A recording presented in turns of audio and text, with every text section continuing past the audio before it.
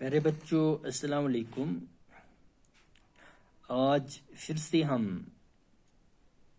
Newton کا کارنامہ جو ہمارا عنوان ہے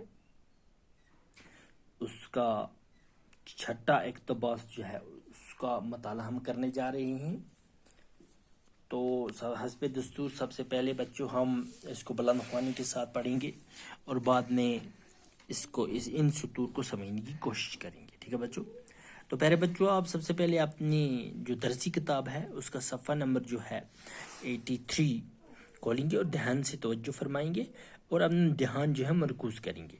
تو پیارے بچوں چلو شروع کرتے ہیں، ٹھیک ہے نا؟ نیوٹن نے ریاضی کے علم میں کچھ نئے اضافے کیے جن سے آج سبھی علوم مستفید ہو رہے ہیں، کیونکہ نئی حدوں کو چھونے کے بعد ریاضی کا اطلاق نہ صرف زیادہ وسیع قسم کے مسائل پر ہونا ممکن ہو گیا بلکہ مختصر فرموں نے لمبے چوڑے اربوں کی جگہ لے لی۔ نیوٹن اپنے تحلیل کی اڑان سے معلوم علم کی حدوں کو پھاندتا قدرت کی گہرائیوں تک پہنچ کر اس کے راز ڈھونڈ لاتا تھا جن کے مفہوم کو وہ اپنی سائنسی دماغ سے اشکارا کرتا۔ سائنس کے میدان میں اس کا یہ شاعرانہ انداز اس کی ذاتی زندگی میں بھی نمایاں تھا۔ نیوٹن اپنی بنائی ہوئی دنیا میں ہی بستا تھا، اس سے اکثر اپنے لباس، رہنے سہنے کے ڈھنگ اور کھانے پینے کی سدھ نہ رہتی تھی، ٹھیک ہے نا بچوں؟ تو پیارے بچوں نیوٹن نے ریاضی کے علم میں کچھ نئے اضافے کیے۔ جس طرح سے نیوٹن نے کشش ثقل کو دریافت کیا، اسی طرح سے نیوٹن نے ریاضی جو ہے علم حساب جو ہے اس میں کچھ نئے اضافے کیے، اس کے علم میں بہت سارے نئے اضافے کیے جن سے آج سبھی علوم مستفید ہو رہے ہیں۔ یعنی جن اضافوں سے جو اضافے نیوٹن نے کیے ریاضی میں تو آج اس سے سارے علوم جتنے بھی علم ہیں اس سے فائدہ اٹھا رہے ہیں، اس سے مستفید ہو رہے ہیں، کیونکہ نئی حدوں کو چھونے کے بعد ریاضی کا اطلاق، کیونکہ جو نئی حدیں ریاضی نے چھوئی ہیں اس کا اطلاق نہ صرف زیادہ وسیع قسم کے مسائل پر ہونا ممکن ہو گیا، نہ صرف اس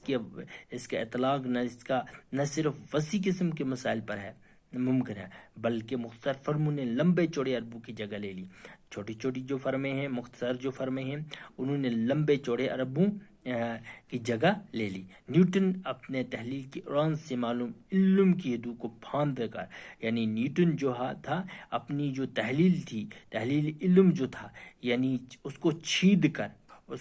سے اڑان کرتا ہوا معلوم